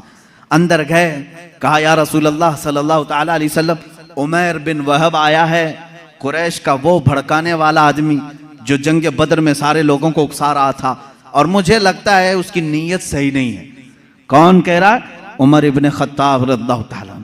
हुजूर के जो मुहिब थे वो भी लोगों की नजरें देखकर पहचानते थे। कहते हैं मुझे उसकी नीयत सही नहीं लग रही है। हुजूर पाक सल्लल्लाहु अलैहि वसल्लम ने फरमाया उसको अंदर तो ले आओ, मैं भी पूछूं कि किस लिए आया है। हजरत उमर उसी तरह फंदा डाल करके अंदर ले आए। रसूल करीम सल्लल्लाहु तआला अलैहि वसल्लम ने बात करना चाहिए, उसकी हलक में अटक रहा था। हजरत उमर से कहा छोड़ दो उसको, बात करने दो। तलवार भी है उमैर बिन वहब के पास, जहरीली तलवार जो लटकी हुई है। रसूल करीम सल्लल्लाहु तआला अलैहि वसल्लम के ऊपर कभी किसी का रौब तारी नहीं हुआ, कभी हुजूर पाक के जिस्म अक़दस पर किसी का रौब तारी नहीं हुआ। निहायत ही संजीदगी के साथ अल्लाह के नबी सल्लल्लाहु तआला अलैहि वसल्लम ने पूछा ए उमैर क्यों आना हुआ मदीने? उसने कहा बेटे की खैर खैरियत के लिए आया हूँ, मेरा बेटा कैदी बन करके आपके यहाँ आया है। हुजूर ने फरमाया नहीं, ये मकसद नहीं होगा तेरा, ये मकसद तो नहीं होगा, सच सच बता। कहा नहीं, बेटे की खबर लेने के लिए ही तो आया हूँ। हुजूर ने फरमाया बेटे की खैरियत पूछने के लिए तलवार लेके क्यों आए हो? तलवार की क्या जरूरत है? उसने तलवार नीचे फेंक दिया और कहा इन तलवारों का क्या, जंगे बदर में तो आपने देखा हमारे पास तलवारें थी, फिर भी हम कामयाब नहीं हुए। इन तलवारों का क्या लेना? वो बातें बना रहा था, जैसे सामने वाले को यूं समझा हो कि नहीं जानता है। वो तलवार नीचे रख करके कह रहा है तलवार से क्या होना जाना है, कुछ तो नहीं होगा। हुजूर पाक सल्लल्लाहु ताला अलैहि वसल्लम जलाल में कहा, उमैर बिन वहब चुप हो जाओ, वो बात बताओ जो मक्का के हतीम में बैठकर सफवान के साथ तुम करके आए हो।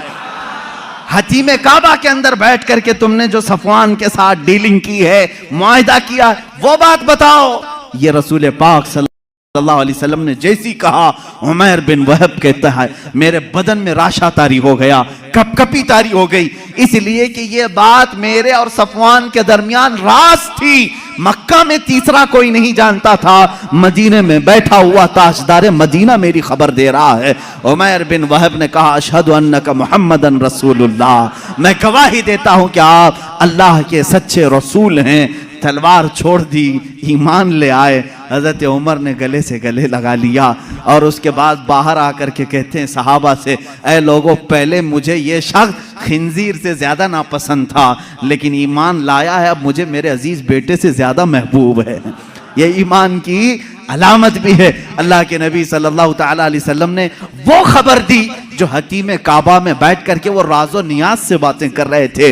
इसलिए मेरे अजीजों, जब आप अपने घर में तन्हाई में बैठ करके याद करें, इस यकीन के साथ याद करो कि मेरा नबी सुन रहा है, मेरे आका को इसकी खबर है। अब रही बात, वो जिंदगी में जानते थे, बादे वफात भी जानते हैं। ये भी दलील हमारे पास। पहले हम जिंदगी ही की बात कर लें, जाहिरी जिंदगी की। अल्लाह के नबी सल्लल्लाहु ताला अलैहि वसल्लम के साथ एक बार नहीं कई मरतबा ये मामला आता है। जंगे मौता या जॉर्डन की सरजमीन पर, उर्दुन जिसको अरबी में उर्दुन कहते हैं, इंग्लिश में जॉर्डन। जंगे मौता ये एक बड़ी खतरनाक जंग हुई है सहाबा के साथ। उसमें रसूल करीम सल्लल्लाहु ताला अलैहि वसल्लम शरीक नहीं थे, मदीना तैयबा में थे चंद सहाबा के साथ। इसमें सहाबा गए, हजरत जाफर तैयार अल्लाह ताला सिपह सालार बन करके गए थे। हजरत जाफर तैयार हुजूर सल्लल्लाहु ताला अलैहि वसल्लम के चचेरे भाई हैं, हजरत मौला अली करमल्लाहु वजहुल करीम के सगे भाई हैं जाफर बिन अबी तालिब। ये सिपह सालार बन करके गए, वहां पर बाजिंतीनी लोगों से सख्त तरीन मुकाबला था।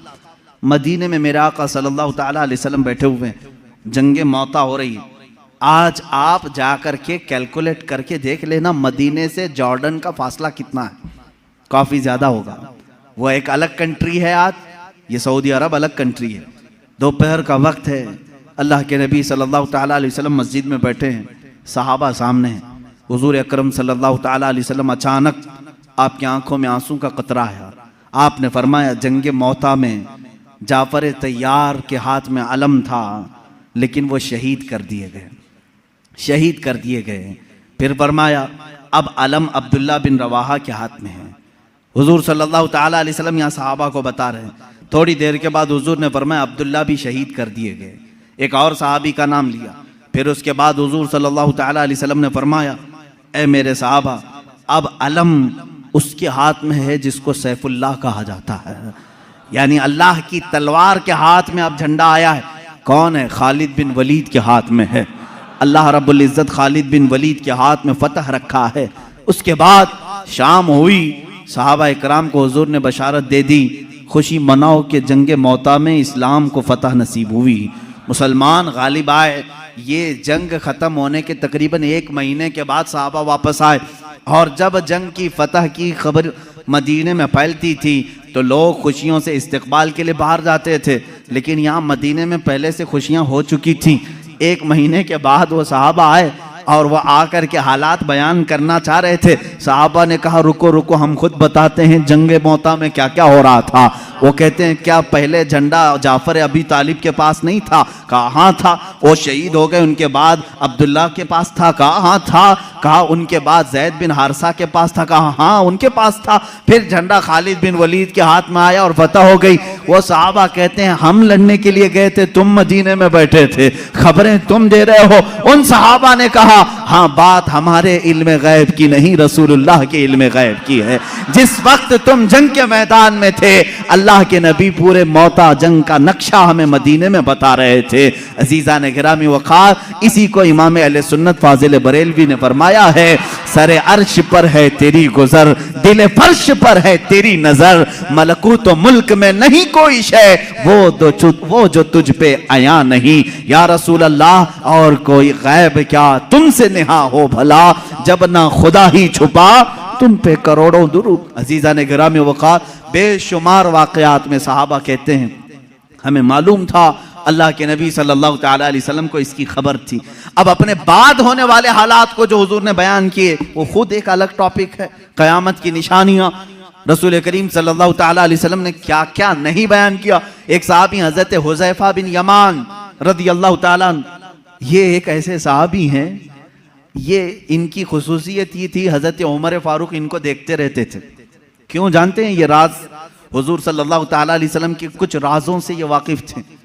हज़रत हुज़ैफ़ा, हज़रत उमर जो है, जब भी किसी का जनाजा होता तो सबसे पहले सफ़ों में हज़रत हुज़ैफ़ा को देखते थे।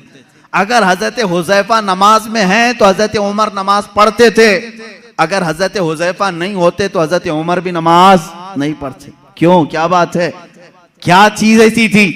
आपसे पूछा गया अमीरुल मोमिनीन क्या बात है, क्यों आप हुज़ैफ़ा को तलाश करते हैं, और जब हुज़ैफ़ा जमात में हो तो आप नमाज पढ़ते हैं जनाजे की, वो ना हो तो नमाज जनाजा नहीं पढ़ते। बात ये है मेरे अजीजों, हज़रत हुज़ैफ़ा कहते हैं रसूल करीम सल्लल्लाहु तआला अलैहि वसल्लम ने उनको क़यामत तक आने वाले मुनाफिकीन का नाम के साथ बताया था। फला बिन फला मुनाफिक है, फला बिन फला मुनाफिक है, फला बिन फला मुनाफिक है। हज़रत हुज़ैफ़ा कहते हैं मैंने सब नाम याद रखे।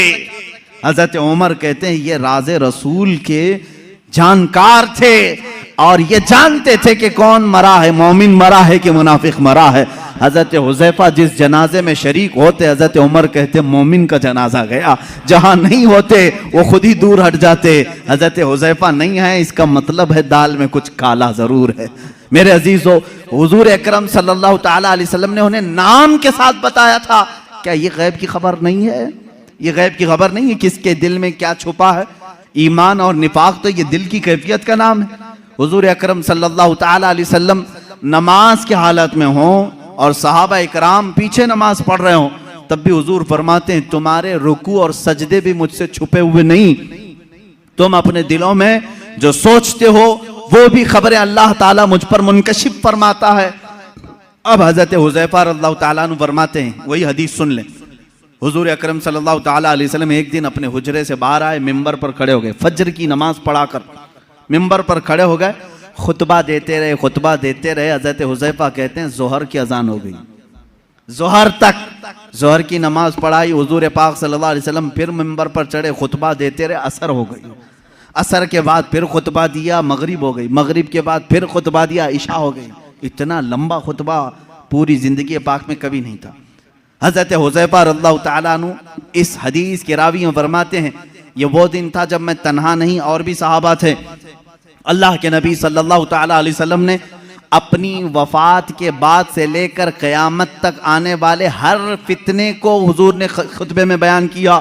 और हुजूर हज़रत हुज़ैफ़ा फरमाते हैं इतने फितने, कौन किस फितने का बानी होगा, कौन फाउंडर होगा, कौन कौन सी जमातें तश्कील पाएंगी, कितने फ़िरक़े बनेंगे और फ़िरक़े का फाउंडर कौन होगा, उसके नाम के साथ हज़रत हुज़ैफ़ा कहते हैं 300 फितनों के बानियों के नाम तो मुझे याद हैं। हुज़ूर सल्लल्लाहु ताला अलैहि वसल्लम मिंबर पर बयान कर रहे हैं। और एक हदीस हज़रत अबू हुरैरा से, हुज़ूर सल्लल्लाहु ताला अलैहि वसल्लम अपने हाथ में 2 किताबें लिए हुए थे। पूछा हज़रत अबू हुरैरा ने क्या है? हुज़ूर ने फरमाया ये एक है, ये एक है, इसमें सारे जन्नतियों के नाम हैं, इसमें सारे जहन्नमियों के नाम। इसकी भी खबर अल्लाह ने रसूल पाक को अता की थी। अब कौन कौन सी चीजों को तुम निकालोगे कि ये नहीं जानते थे, वो नहीं जानते थे, कौन जन्नती है और कौन दोज़खी है, इसकी खबर भी मेरे आका सल्लल्लाहु ताला अलैहि वसल्लम अता फरमा रहे हैं। बल्कि जन्नत के अंदर पहुंचने वालों की खबरें, दोज़ख में कौन कौन जाएगा उनकी खबरें, कब्रों के मुतालिक, यहाँ तक कि एक हदीस पाक है हुजूर सल्लल्लाहु ताला अलैहि वसल्लम गुजर रहे थे, एक जगह कब्रस्तान के खड़े हो गए और आपने एक बेरी के दरख्त की टहनी शाख को तोड़कर उन कब्रों पर लगाया, हरे हरे पत्ते थे। सहाबा ने पूछा या रसूल अल्लाह सल्लल्लाहु ताला अलैहि वसल्लम क्या बात है? आपने ये पत्तों को इनकी कब्रों पर रखा, यहीं से फूल चढ़ाने का सबूत भी हमें मिलता है। हुजूर पाक सल्लल्लाहु ताला अलैहि वसल्लम ने हरी भरी टहनियां लगाई। हुजूर अकरम सल्लल्लाहु ताला अलैहि वसल्लम फरमाते हैं, मैं गुजर रहा था, मैंने देखा इन दोनों कब्रों पर अजाब हो रहा है, इन दोनों कब्रों पर अजाब हो रहा है। और दोनों को अजाब किस वजह से हो रहा है ये भी मेरे आका ने फरमाया। एक चुगली करता था और दूसरा पेशाब के छींटों से नहीं बचता था। पेशाब के जो कतरे हैं वो उड़कर कपड़े में लगते हैं, इस पर भी अजाब दिया जा रहा है कब्र में। हुजूर अकरम सल्लल्लाहु ताला, इसीलिए किसी भी मोमिन को ये ज़ेब नहीं देता कि वो खड़े होकर के पेशाब करे और छींटे अपने बदन पर उछाले। ये मुसलमान को ज़ेब नहीं देता, वरना वो कब्र में अजाब में गिरफ्तार होगा। पेशाब के छींटों से अपने आप को बचाओ, इससे बीमारियां भी आती हैं, निसियान की बीमारी। जो पेशाब के छींटों से अपने आप को नहीं बचाता उसको भूलने की बीमारी लग जाती है, बार बार भूलेगा, हाफिजा कमजोर होगा, और प्लस अजाब अलग। हुजूर अकरम सल्लल्लाहु ताला अलैहि वसल्लम फरमाते हैं, दोनों कब्रों पर मैंने टहनियां इसलिए रखी कि हर हरा पत्ता अल्लाह की तस्बीह बयान करता है। जब तक वो ताज़ा होते हैं अल्लाह की तस्बीह बोलते हैं पत्ते, और इनकी तस्बीह पढ़ने से उनके कब्र के अजाब में तखफीफ हो जाती है, अजाब उनका हल्का हो जाता है। अब समझ गए आप, कब्र पर टहनियां लगाने का सबूत इसी हदीस पाक से है। फूल भी ताज़े हम इसलिए डालते हैं कि वो तस्बीह पढ़ें और कब्र वाले को उसका फ़ायदा हो। हाँ, औलिया कामिलीन के मज़ारात पर इसलिए कि उनके दर्जात में बुलंदी हो, अजाब में तखफीफ गुनहगारों के लिए, और जो नेकोकार हैं उनके दर्जात में बुलंदी के लिए। दोनों भी मकसद ठीक है। हुजूर अकरम सल्लल्लाहु ताला अलैहि वसल्लम ने कब्र के अंदर के हालात भी बयान फरमाए। कब्र के अंदर के हालात, एक बार खुतबे के लिए खड़े हुए लोगों से पूछा, ऐ लोगों कुछ पूछना है मुझसे पूछ लो, कुछ पूछना है मुझसे पूछ लो। एक सहाबी हजरत अब्दुल्ला, उन्होंने पूछा कि या रसूल अल्लाह सल्लल्लाहु अलैहि वसल्लम मेरे बाप कौन है, मेरा बाप कौन है। लोग उनको ताना मारते थे। हुजूर सल्लल्लाहु ताला अलैहि वसल्लम ने फरमाया, अब्दुल्ला तेरे बाप का नाम हुज़ाफा है, हुज़ाफा है। और तहकीक के बाद यही बात साबित हुई, उनके वालिद अब्दुल्ला बिन हुज़ाफा, हुज़ाफा उनके वालिद थे। हुजूर सल्लल्लाहु ताला अलैहि वसल्लम को इसकी भी खबर है कौन किसका बेटा है, इसकी भी खबर है। अब बाद वफात की बात भी मैं बता दूं, क्या हुजूर सल्लल्लाहु ताला अलैहि वसल्लम को उनकी वफात के बाद की खबर होगी कि नहीं होगी? रसूल करीम सल्लल्लाहु ताला अलैहि वसल्लम को वफात के बाद खबर है या नहीं? हयात बादल ममात, ये मेरा खुद अलग एक उन्वान रहेगा, हयातुन नबी। लेकिन हुजूर की वफात के बाद वो अपनी उम्मत को जानते हैं कि नहीं जानते? अजीज़ान गिरामी, एक सहाबी कहते हैं हुजूर सल्लल्लाहु ताला अलैहि वसल्लम से, उन्होंने अर्ज किया, आका मैं आपसे करीब होने के लिए क्या करूं? हुजूर सल्लल्लाहु ताला अलैहि वसल्लम की वफात के बाद की बात पूछ रहे हूं। हुजूर ने फरमाया, तुम कसरत से दुरूद पढ़ो, कसरत से दुरूद पढ़ो। उन्होंने पूछा, हर उस सहाबी ने अच्छा किया जो पूछा। इस जमाने में वो फतवा भी दिया जा सकता है। उन्होंने पूछा, या रसूल अल्लाह सल्लल्लाहु अलैहि वसल्लम, क्या आपकी वफात के बाद, मौत के बाद मेरा पड़ा हुआ आप तक पहुंचेगा? यही तो सवाल है दूसरों का। और उन्होंने सुन्नियों का बोझ भी हल्का किया, कोई शक में ना रहे।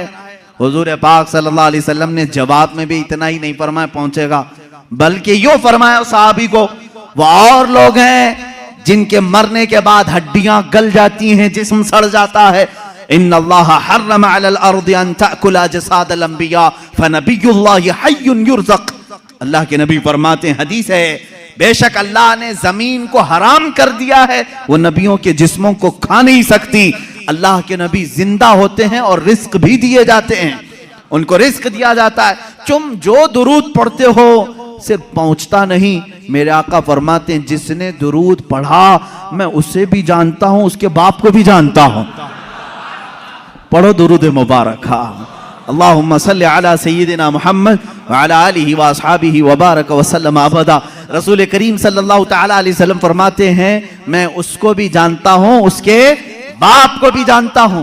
गैब की खबरें रखने वाला वो रसूल कभी ये नहीं फरमाया कि मदीने से भेजेगा तो जानता हूँ, मक्के से भेजेगा तो जानता हूँ, मुतलक फरमाया अफ्रीका से भेजे, हिंदुस्तान से भेजे, पाकिस्तान से भेजे, जहां से भी भेजे, चाहे उसके बाप का नाम जैसा भी हो, लेकिन मेरे आका ने फरमाया मैं उसको भी जानता हूँ, उसके बाप को भी जानता हूँ। ऐ मुसलमानों, फख्र करो इस बात पर, कुर्बान जाओ इस बात पर। एक दरूद ऐसा है, एक इबादत ऐसी है, जब हम यहां पढ़ते हैं हमारे बाप का तज़किरा मदीने में हो रहा होता है। मेरे आका की जालियों के सामने हमारे बाप का नाम तक पहुंच जाता है। इससे बड़ी खुशकिस्मती तुम्हारी और क्या हो सकती है, जब नबी को फरिश्ता जाकर यह बता रहा हो, या रसूल अल्लाह, फलां का बेटा फलां अभी दुरूद पढ़ा है और आपकी बारगाह में पहुंचाया जा रहा है। फरिश्ते पहुंचाते हैं। बाज वो हैं, हुजूर फरमाते हैं, जिनके दुरूद को मैं खुद सुनता हूं। बाज वो हैं जिनके दुरूद को मैं खुद सुनता हूं, और बाज वो हैं जिनके दुरूद को अल्लाह के मलाइका फरिश्ते मुझ तक पहुंचाया करते हैं। ये कब तक पहुंचाते हैं, इसकी भी कोई लिमिट नहीं। जब तक क़यामत ना आ जाए रसूल पाक हर उम्मती की खबर रखते हैं। मेरे अजीजों, ये अकीदा क्यों जरूरी है, अब मैं आपको बता दूं। जालिमों ने, अंग्रेजों ने, यहूदियों ने, उनके अंदर एक जमात है मुस्तशरिक, जिसको ओरिएंटलाइज्म कहा जाता है। ये मुस्तशरिक हैं, ये इस्लाम को पढ़ते हैं, होते यहूदी हैं, ईसाई हैं, मशनरी के लोग इस्लाम को पढ़ते हैं, कुरान पढ़ते हैं, हदीस पढ़ते हैं, आलिम भी बन जाते हैं, और फिर हमारी यूनिवर्सिटीज़ में पढ़ाते भी हैं, और लोगों के दरमियान इस्लाम की बातें करते हैं। लेकिन कुछ न कुछ इसमें से एतराज़ निकाल करके मुसलमानों के अकीदे में कशमकश लाना चाहते हैं, वसवसे डालना चाहते हैं। ऐसे हर ज़माने में रहे, आज भी। खुद मिस्र में जामिया काहिरा यूनिवर्सिटी का नाम है, काहिरा यूनिवर्सिटी, वहाँ पर आज भी वो यहूदी इस्लामी तालीमात पढ़ा रहे हैं, फ़िक़्ह इस्लामी पढ़ाते हैं। वो है नहीं मुसलमान, लेकिन इस्लामी तालीमात से खूब वाकिफ़ है। और उन्होंने, एक गोल्ड ज़हर नाम का शख्स था जो मुस्तशरिक है, उसने किताबें लिखी, वो हदीस भी और कुरान की तफसीर भी जानता था। हैरत होगी आपको, दुनिया की सबसे बड़ी डिक्शनरी हदीसों को तलाशने के लिए बड़ा मसला था कि कौन सी हदीस कहाँ है, बुखारी में है कि मुस्लिम में है, मिशकात में है, तिरमिजी में, अबू दाऊद में, नसाई में, इब्ने माजा में, हदीस की हज़ारों किताबें, कहाँ कौन सी हदीस मिलेगी। इसकी पहली डिक्शनरी जिन्होंने बनाया, अल-मुअजमुल मुफहरिस li अल्फाज़िल हदीस, ये तकरीबन 6 या 7 जिल्दों में किताब है, डिक्शनरी है। अलिफ से अगर हदीस शुरू होती है तो ये कहाँ कहाँ मिलेगी उसके साथ लिखा हुआ है। इस पर पूरी मेहनत किया 4 यहूदी आलिमों ने, वो मुसलमान नहीं। उनको क्यों इतनी फिक्र है, क्यों वो इतनी मेहनत कर रहे हैं? तफसीर पर लिखा है इन्होंने, इल्मे तफसीर पर किताबें लिखी हैं। मेरे अजीजों, मोहब्बत इस्लाम में नहीं, अदावत इस्लाम में लिखते हैं, और उसके बाद एतराज करते हैं खुद अपनी तरफ से, और मुसलमानों में छोड़ देते हैं। यहीं से जमातें बनती हैं, यहीं से जमातें बनती हैं। इनके जो शागिर्द हैं मुस्तशरिकीन के, वो मॉडर्न ख्याल बन करके मुसलमानों में आते हैं और नई नई बातें ले आते हैं। मोहम्मद बिन अब्दुल वहाब नजदी, जो सबसे पहले अपने नए अकायद को सऊदी अरब में पेश किया, इनके उस्ताद कौन कौन थे जरा आप मुझे बताओ, कहां कहां पढ़े थे? उस्ताद से मुतासिर होकर के आए। ऐसे मिस्र में भी बहुत सारे हैं जो जर्मनी में इस्लामी तालीमात पढ़ते रहे, इंग्लैंड में पढ़ते रहे, इस्लामिक डिपार्टमेंट के अंदर बहुत सारे मुदर्रिस इस्लाम पढ़ाने वाले यहूदी हैं, ईसाई। ये भी नहीं कि छुप करके, बल्कि वो जाहिर भी हैं, वो कहते भी हैं हम ईसाई हैं, हम यहूदी हैं, लेकिन इस्लाम को हम पढ़े हुए हैं एज ए नॉलेज, एक दिरासा के तौर पर। लेकिन उनका काम सिर्फ ये होता है कुछ ना कुछ वसवसा डालना, कुछ ना कुछ वसवसा डालना। ऐसे हजारों वसवसे उन्होंने डाले, लेकिन उलमाए रब्बानियीन की जमात हर जमाने में रही है जो दंदा शिकन उनका जवाब भी देती रही। सबसे पहले इनकार करने वाले हुजूर सल्लल्लाहु ताला अलैहि वसल्लम की हयात बाद वफात के लिए ये मुस्तशरिकीन ही थे। इन्होंने शोशा डाल दिया था कि नबी मर कर खत्म हो चुके हैं, अब उनका कोई असर बाकी नहीं, इन्फ्लुएंस नहीं रहेगा। इस तरह की बातें उन्होंने लिखी, उनसे एडॉप्ट किया कुछ हमारी जमात के उलमा, वो बाद में अलग हो गए। हुजूर सल्लल्लाहु ताला अलैहि वसल्लम के इल्म के बारे में सबसे पहले यही मुस्तशरिकीन यहूदियों और ईसाइयों ने सवालात छोड़े, सबसे पहले इन्हीं की तरफ से एतराज आता है। कि रसूल पाक सल्लल्लाहु ताला अलैहि वसल्लम को कभी गशी आ जाती थी और इस आलम में वो कुछ ना कुछ बोल जाते थे, मुआज़ल्लाह रब्बिल आलमीन। इस तरह की नाज़ेबा तोहमतें उन्होंने हुजूर की ज़ात पर लगाई और कहा उनको इतना इल्म नहीं था फलां फलां चीज़ों का, वो अचानक बोल देते और लग जाती कुछ चीज़ें। इनसे अडॉप्ट करके कुछ उलमा आए। मेरे अजीज़ों, क्यों जानते हैं ये मेरे आका के इल्म गैब पर क्यों इस तरह की बातें करते हैं? सिर्फ इसलिए कि उम्मत के जहन में हुजूर का मर्तबा कम कर दिया जाए। आज तुम्हें डर किस बात का लगता है? नबी की शान में एक जुमला भी कहने से 1000 बार सोचते हो। अल्लाह के नबी हैं, उनके बारे में हम मजाक में भी कोई जुमला नहीं कह सकते, ईमान चला जाएगा। आज तक ये डर है या नहीं? आज तक ये डर है। लेकिन ये चाहते हैं कि उनको भी आम इंसान की तरह पेश कर दें, उनका भी मजाक हो सकता है। तो जब उम्मत मजाक को सहना पसंद कर लेगी तो समझ लो कि तुम्हारा रिश्ता खत्म हो गया, अब तुम्हारा इस्लाम ही खोखला हो गया। तुम नबी की हर बात को मजाक में भी ले सकते हो। अरे उन्होंने यूं ही कह दिया होगा, कभी बशरियत में ये भी बोलते थे, कभी वो भी बोलते थे, उनकी बातें ऐसी थी, मुआज़ल्लाह रब्बिल आलमीन। यहां आ जाती है बात सीधे तुम्हारे इस्लाम की जड़ों पर। इसलिए इसको इतना हल्का मत समझना। इल्म गैब पर डिस्कस करने वालों को मैं ये कहता हूं, ऐ नौजवानों, तुम्हारी ये फील्ड नहीं है, तुम्हारा ये मैदान नहीं है, मुनाजरे करना तुम्हारा काम नहीं है। बस इतना तुम अकीदा रखो, हम इस मसले में कोई गुफ्तगू नहीं करना चाहते। मेरे रसूल को इतना इल्म था जितना मेरे मौला ने दिया था। रब ताला जाने कितना दिया था, रसूल जाने कि कितना लिया था। बस इस पर तुम अपनी गुफ्तगू को खत्म कर देना। दूसरा, कोई भी शैतान तुम्हारे पास आए, मैसेज करे, रसूल को इस बात की खबर नहीं थी, रसूल को उस बात की खबर नहीं थी, तुम हर एक के डिबेट में मत बैठना। शैतान गुफ्तगू में लगा करके तुम्हारा ईमान सल्ब करना चाहता है, तुम्हारे ईमान पर डाका डालना चाहता है। शुरू में तुम डिफेंस में जवाब देते रहोगे और जब थक जाओगे तब सोचो कि मेरे भाई सही कह रहा है सामने वाला, मेरे पास तो कोई दलील ही नहीं, हमारे उलमा के पास भी कोई दलील ही नहीं।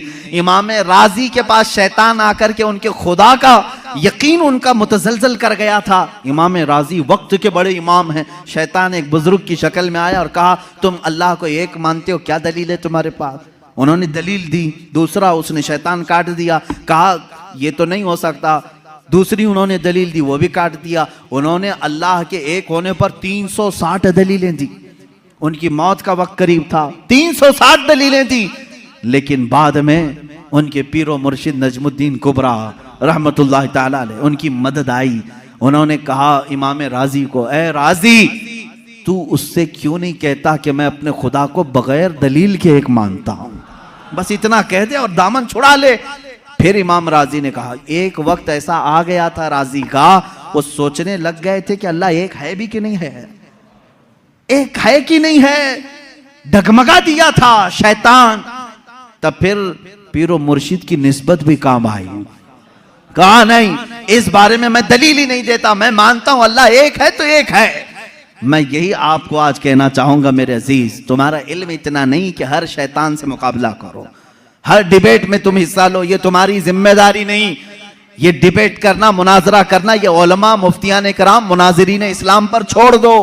अल्लाह ने उस फील्ड के भी माहिरीन पैदा किए हैं, उस मैदान के मुजाहिद भी पैदा किए हैं जो मुखालिफीन का दांत तोड़ करके जवाब देते हैं। वो मौजूद हैं, वो उनकी अपनी फील्ड है। लेकिन हर ऐरा गैरा इसमें बाजी ले जाने की कोशिश में करेगा तो तुम्हारा घोड़ा कहीं का कहीं गिर जाएगा और तुम शहीद भी हो जाओगे, गिर जाओगे। अब यहां पर मेरे अजीजों, मेरी नसीहत सुन लो। इस तरह के डिबेट जब भी आए, मेरे रसूल को कितना इल्म था कितना नहीं था, तब इतना ही कहो, मेरा तो अकीदा इतना है, अल्लाह ने उनको बेहिसाब दिया था, जितना अल्लाह ने दिया था उतना उनके पास था। या अल्लाह जाने कितना दिया था, रसूल जाने कितना लिया था। इसी पर अपनी गुफ्तगू खत्म करो। रसूल करीम सल्लल्लाहु ताला अलैहि वसल्लम के इल्म गैब पर ज्यादा डिस्कस ना करो। इसके बाद इंशाअल्लाह और भी दीगर बहसें आएंगी। हुजूर बशर थे कि नूर थे, हुजूर हाजिर हैं कि नाजिर हैं कि नहीं हैं, हुजूर वफात के बाद जिंदा हैं या नहीं, हुजूर को कितने इख्तियारात थे, ये सब आज के मसाइल जो फैलाए हुए हैं किताबों में, मैं इंशाअल्लाह अज़ीज़ हर एक पर थोड़ी सी ही सही गुफ्तगू करने की सआदत जरूर हासिल करूंगा, इसलिए कि हमने रसूल माना है तो वो रसूल माना है जैसे सिद्दीक़ अकबर ने माना था। हम वो रसूल मानते हैं, इसलिए कि हजरत सिद्दीक़ अकबर का ईमान तो देखो। अबू जहल आया एक बार, कहने लगा अबू बकर तुम्हें मालूम है यही ईमान होना चाहिए आपका भी। अबू बकर सिद्दीक आ रहे थे कहीं बाहर से, अबू जहल पकड़ा, कहा अबू बकर एक सवाल का जवाब दे दो। कहा क्या है? कहा एक शख्स कह रहा है कि कल की रात वो मस्जिद हरम से बैतुल मुकद्दस तक गया था, एक ही रात में गया था और उसके बाद फिर वापस लौट करके भी आया। पॉसिबल है? ऐसा मुमकिन है? ये मेराज का दूसरा दिन था, हजरत अबू बकर को अभी मालूम भी नहीं था, वो गए भी नहीं थे हुजूर के पास। पहले ही अबू जहल मिला खबर देने के लिए, तो हजरत अबू बकर ने कहा ऐसा कैसा मुमकिन है एक रात में कोई मस्जिद हरम से मस्जिद अक्सा तक जाए? पॉसिबल नहीं है, मुमकिन नहीं, क्योंकि मक्का से फिलिस्तीन का सफर जो है उस जमाने में 1.5 महीने का था, एक रात में कोई कैसे जाके आएगा? अब वो कहका मार के हंसने लगा, ठट्टा मार करके हंसने लगा, उसे यही तो पॉइंट चाहिए था। अबू जहल ने कहा अबू बकर इतनी ही बात नहीं, वो इससे भी आगे की भी बातें कह रहा है, तुम्हारा क्या ख्याल है? हजरत अबू बकर चौंक गए, बता तो सही कौन कह रहा है, कौन है ये जो दावा कर रहा है? अबू जहल ने कहा वही मोहम्मद जिसके पीछे तुम घूमते हो सल्लल्लाहु अलैहि वसल्लम। हजरत अबू बकर जलाल में आए, कहा है अबू जहल अगर उन्होंने कहा है इससे बड़ी बात भी तब भी मैं ईमान लाता हूं। हर चीज पॉसिबल है, हर चीज मुमकिन है। अगर उन्होंने कहा कि मस्जिद हरम से मस्जिद अक्सा तक वो एक रात में जाकर के आए, तो तू मुझसे इतनी बात पूछ रहा है कि हो सकता है कि नहीं हो सकता? अगर रसूल कह दे कि एक आन में मैं 7 आसमान पर जाकर आया, तब भी मैं तस्लीम करूंगा। यह हजरत अबू बकर पहले ही बताए, उसके बाद बारगाह मुस्तफ़ा में आए हुजूर सल्लल्लाहु ताला अलैहि वसल्लम के पास। अभी हुजूर सहाबा को अपने सफर की दास्तान सुना रहे थे। हजरत अबू बकर किससे सुन के आए थे? अबू जहल से। लेकिन कुर्बान जाओ मेरे मौला को, मेरे मौला ने उन्हें जो अता किया। हजरत अबू बकर जैसे ही आए, हुजूर ने मुस्कुरा करके कहा ए अबू बकर, जिब्राइल आए थे अल्लाह की तरफ से, तुम्हारे लिए एक लक़ब लेकर के आए हैं। कहा या रसूल अल्लाह क्या है? कहते अल्लाह ने आज से अबू बकर को सिद्दीक कहा है। सिद्दीक उसको कहते हैं जो सच्चाई की तस्दीक करता है, जो हर सच्ची बात को एक्सेप्ट करता है। हजरत अबू बकर अभी हुजूर से सुने नहीं, दुश्मन से सुने हैं, तब वो इकरार कर रहे हैं ए जालिमो, तुमने मुहद्दिसीन से सुना है, औलिया कामिलीन से सुना है, सहाबा ताबईन से सुना है कि रसूल क्या क्या जानते थे, फिर भी इनकार कर रहे हो। हजरत अबू बकर ने अबू जहल से सुन करके भी इनकार नहीं किया। अल्हम्दुलिल्लाह हम सिद्दीकी ईमान रखते हैं कि हमने अपने औलिया कामिलीन की जुबान से सुना कि रसूल मा काना व मा यकून की खबर रखते हैं। हमारा अकीदा भी यही है कि रसूल मा काना व मा यकून की खबर रखते हैं। वह अव्वलीन के भी आका हैं, वह आखिरीन के भी आका हैं। वही है यासीन, वही है ताहा, वही है फुरकान, वही है अव्वल, वही है आखिर। मेरे आका की जात पर ये सारी चीजें मुंतहा हैं। अल्लाह रब्बुल इज्जत हमें अहले सुन्नत व जमाअत के सच्चे मजहब पर कायम व दायम रखे। मौला ताला हमें इसी अकीदे के साथ इस दुनिया से रुखसत फरमाए। ऐ मौला हमारा जनाजा अहले सुन्नत व जमाअत पर उठा। जब रसूल करीम सल्लल्लाहु अलैहि वसल्लम की बारगाह में पहुंचे तो हमें शर्मिंदा और जलील और रुस्वा होने से महफूज फरमा। व आखिरु दावाना अनिल हम्दुलिल्लाहि रब्बिल आलमीन।